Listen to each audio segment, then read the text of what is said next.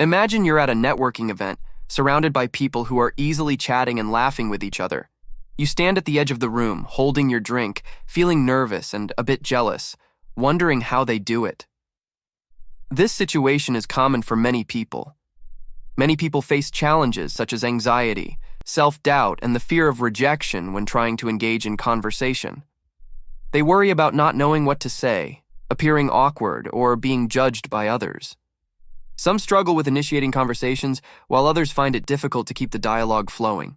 But according to Leil Lowndes, it doesn't have to be this way. In her book, How to Talk to Anyone, 92 Little Tricks for Big Success in Relationships, Lowndes shows that talking to people and making connections are skills anyone can learn and master.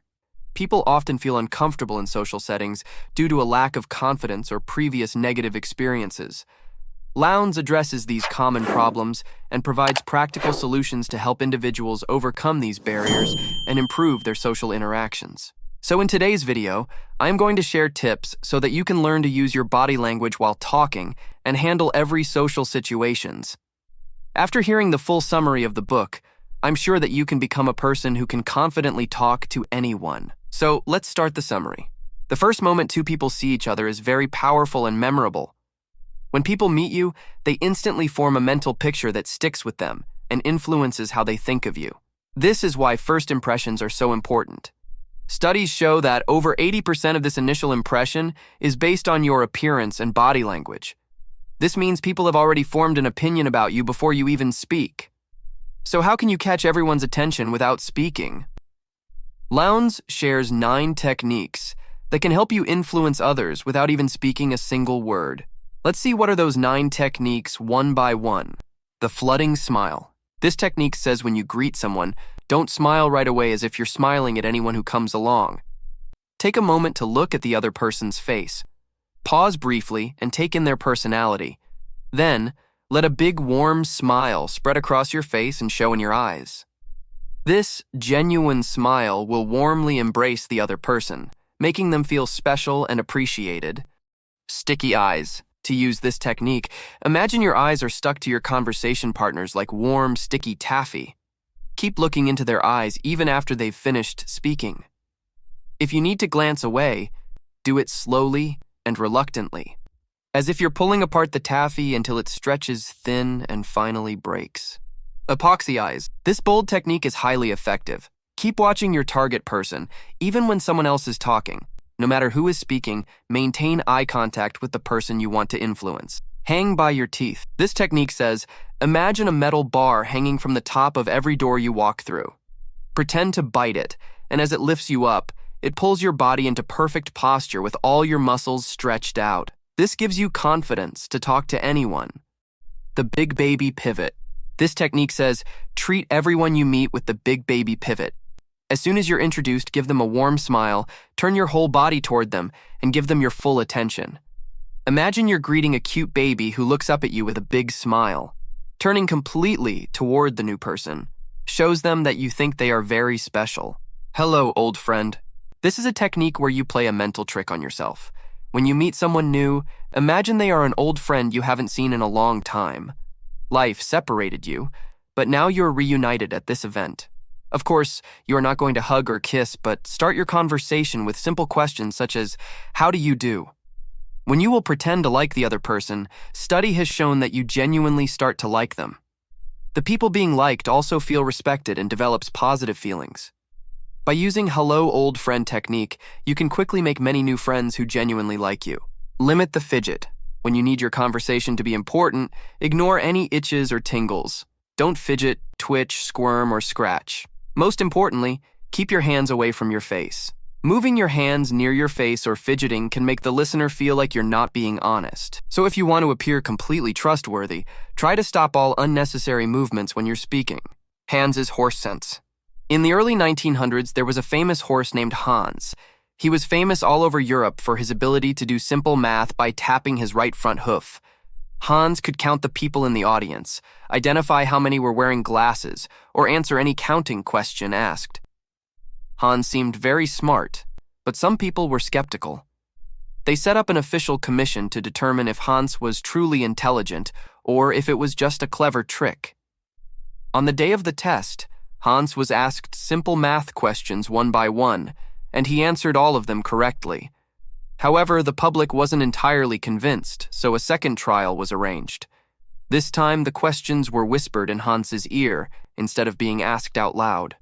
Everyone expected Hans to answer, but he remained silent. The researchers then discovered the truth. When the audience knew the answer, Hans did too. People gave off very subtle body language signals when Hans's hoof reached the right number of taps. When Hans started tapping, the audience would show slight signs of tension, and when he reached the correct number, they would relax or let out a breath. Von Osten, Hans's trainer, had taught Hans to stop tapping at that point, making it seem like Hans knew the answers. The story teaches us that when talking, it's important to watch how the other person reacts. You should change what you say based on their reactions. If you do this, people will see that you notice everything and don't miss any details. They'll think you have great intuition. Watch the scene before you make the scene. This technique says practice being the amazing person you want to be ahead of time. Imagine yourself walking with perfect posture, shaking hands, smiling warmly, and making strong eye contact. Picture yourself talking easily with everyone and feeling confident and happy as people are drawn to you. Visualize yourself as this super somebody, and it will start to happen naturally. Now that you know the basic body language to use while talking, let's move on to learning how to start a conversation. Many times you might have been in a situation where you shake hands, make eye contact, and suddenly your mind goes blank. You search for something to say to avoid the awkward silence, but can't find anything, and the person drifts away. To start a conversation smoothly, you can do a simple thing. That is, match your listener's mood. Before you start talking, pay attention to your listener's mood and expression. See if they look happy, bored, or tired. To connect with them better, try to match their mood and tone of voice for a moment. This helps them be more open to your ideas. Anything you say is fine as long as it is not complaining, rude, or unpleasant. But if your first words are a complaint, people will see you as a complainer. Why? Because that complaint is their only impression of you so far. Instead, ask friendly questions like where they're from, how they know the host, or where they got their nice outfit. The key is to ask with genuine interest to get them talking. Don't worry about what first words to say because 80% of your listener's impression has nothing to do with your words anyway. There are some techniques that you can apply while talking or starting a conversation. If you are attending some gathering, wear or carry something unique. This gives people a reason to come up to you and say, "Excuse me, I couldn't help but notice your..." What is that? This can help you to start a new conversation. When people meet, there's one common question they usually ask each other. What do you do? And many people think simply telling, "I am an economist" or "I am an engineer" is enough to get started. But for people who aren't in your field, it might be confusing. Instead, share some interesting details about your job to keep the conversation going. For example, rather than saying "I am an economist," say that you analyze economic data to help businesses understand market trends and make informed decisions. This way, you keep them engaged and interested. Another technique of engaging your conversation partner is repeating the last few words like a parrot. For example, if they say, "I went to Paris last summer," you can reply, "Paris last summer?" Then just listen.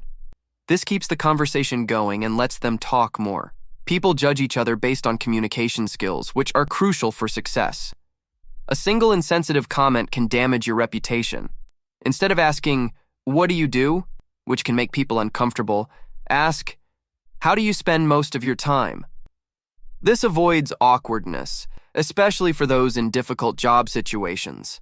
When asked about your job, don't just give a one-word answer. Explain how your work benefits others. For example, instead of saying you're a real estate agent, say, "I help people find the right home when they move to our area." Using a richer vocabulary makes you seem more intelligent and creative. To improve, replace overused words like smart or nice with synonyms.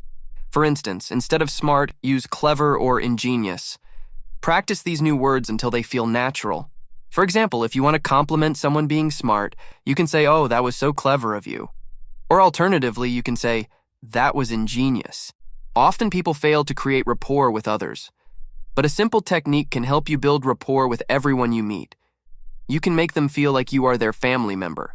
Imagine you are standing on a cliff and shout, "Hello!" The same hello echoes back to you.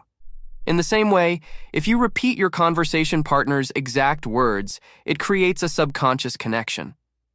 This technique is called echoing. It is a simple but powerful technique. Listen to the speaker's choice of words, nouns, verbs, prepositions, adjectives, and repeat them back. For example, imagine you're at a big party with many different types of people.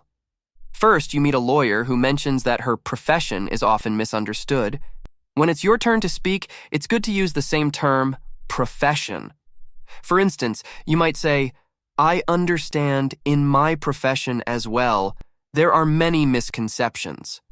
By aligning your language with hers, you create a sense of mutual respect and understanding, avoiding any subconscious barriers. Let's imagine after talking with the lawyer, you start conversation with a construction worker who refers to his work as his job. If you were to talk about your own work by saying, "Well, in my profession," it might come across as condescending, suggesting your work is more important or prestigious. This can create a social barrier, making the construction worker feel undervalued or judged. Instead, saying, "in my job," would keep the conversation balanced and respectful. Repeating their words might seem a simple technique, but it creates subliminal rapport. It makes them feel like you share their values, attitudes, interests, and experiences. The other technique to build rapport with anyone is by giving them compliments. But be careful not to appear like you are just flattering them to get something in return. If you suddenly give a big compliment to your boss, a potential client, or your partner, they might think you're just trying to flatter them to get something. So, what should you do? Should you hold back your genuine praise? No. Instead of telling someone directly that you admire them, tell someone close to them. The close person could be their friends, family members, or someone they meet regularly. If you do this, it will avoid any suspicion that you are trying to earn favor. It also lets the person imagine that you're sharing their greatness with everyone. Now that you know the technique of giving compliment, there's another technique that helps you to deliver the killer compliment. Before knowing how to deliver killer compliment, let's first know what is killer compliment. It is a comment on a very personal and specific quality you notice in someone. A killer compliment isn't, "I like your tie," or "You're a very nice person." A killer compliment is more like, "You have beautiful eyes," or "You have a wonderful sense of honesty about you." But delivering killer compliment is not easy, and if you don't use the killer compliment correctly, it can backfire. Never deliver a killer compliment when someone is on a group. For example, if you're in a group of 4 or 5 people and you compliment one woman for being fit, it might make the other women feel overweight or less attractive. Another important point to remember is your killer compliment should be believable. For example, "I know I can't sing at all. Even if I try to sing a basic song like 'Happy Birthday,' I know I sound terrible. But if someone comes to me and say they liked my singing, I would know they were just being nice." So when using the killer compliment technique, look for one attractive, specific, and unique quality they have. At the end of the conversation, look them in the eye, say their name, and give them a killer compliment to make a lasting impression. Now you know how to give killer compliment. Let's learn another technique that helps you to talk with anyone through phone. When you are talking on a phone or leaving voicemail messages, you won't be able to express your words through your body language and facial expressions. So, expressing yourself across the phone, you must translate your personality and emotions into the sound. Suppose you are talking to a person that you couldn't see. If this is the case, you need to use words to show that you're agreeing or listening. You need to say things that let the other person know you're smiling. This is called talking gestures. To make up for the lack of eye contact, add phrases like, "I hear you" during phone conversations. To show you're nodding in approval, say, "I see," "Oh, that's great," "Interesting." You also need a big verbal smile like, "Oh, wow, that's funny." Choose phrases that fit your personality and the situation. Just make sure your phone listeners can hear your emotions. This way you can sound exciting and make your conversations more interesting. Many people feel shy and uneasy about starting a conversation. However, if you want to get better at talking to others, you need to be the one to start. Waiting for someone else to approach you won't help. If you're unsure how to begin, a simple way is to say, "Hi, I'm Sam. I wanted to talk to you." Once you've started, you can keep the conversation going with easy questions like, "How do you know the host?" or "Do you live nearby?" Remember, it's up to you to take the first step. Be a leader in a crowd, not a follower. Be the first to clap and don't wait to see how others will react. Be the first to applaud or publicly commend the man or woman you agree with. It shows that you are confident and you trust your own judgment. With this, we have come to the end of the video. I hope you have learned something out of this video. If you did, don't forget to comment down below. See you soon in another video.